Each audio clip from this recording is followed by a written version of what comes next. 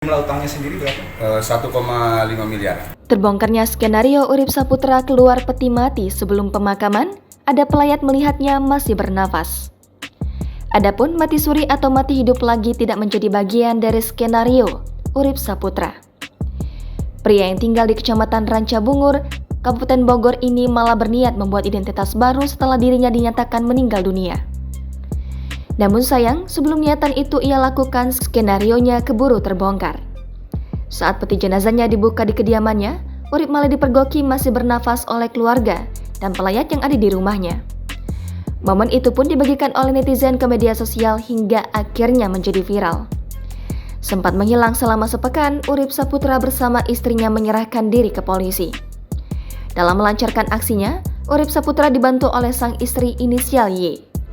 Sebelumnya, Urip Saputra mengaku sempat diingatkan oleh sang istri bahwa perbuatannya itu bisa berakibat fatal dan menimbulkan kegaduhan. Urip Saputra yang kepalang pusing dengan utang tersebut pun memilih tetap merencanakan aksinya tersebut. Kapolres Bogor AKBP Iman Imanuddin pada Sabtu 19 November kemarin menjelaskan Urip Saputra ternyata merencanakan sendiri kematiannya demi kabur dari jeratan utang senilai 1,5 miliar rupiah. Sudah terkonfirmasi bahwa memang yang bersangkutan tidak pernah mengalami kematian. Kemudian yang kedua, terkonfirmasi juga bahwa ide gagasan untuk pura-pura mati ini datang dari saudara US untuk menghindari kewajibannya membayar utang dari tempat yang bersangkutan bekerja. Utang tersebut didapatkannya dari perusahaan tempatnya bekerja.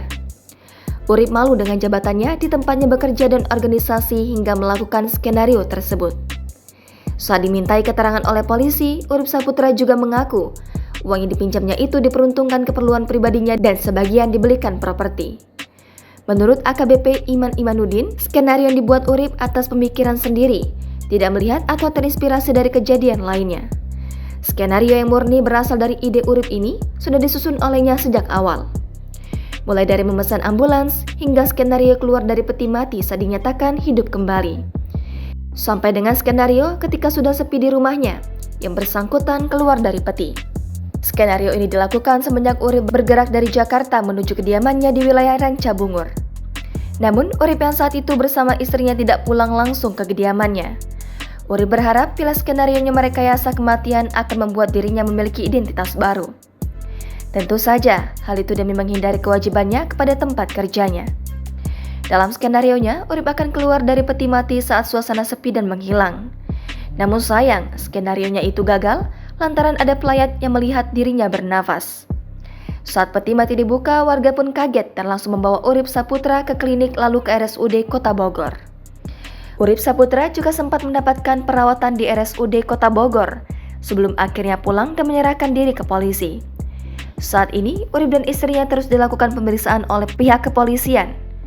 Bahkan, Urip juga akan diperiksa kejiwaannya oleh polisi. Jangan lupa subscribe, share, komen, dan like ya!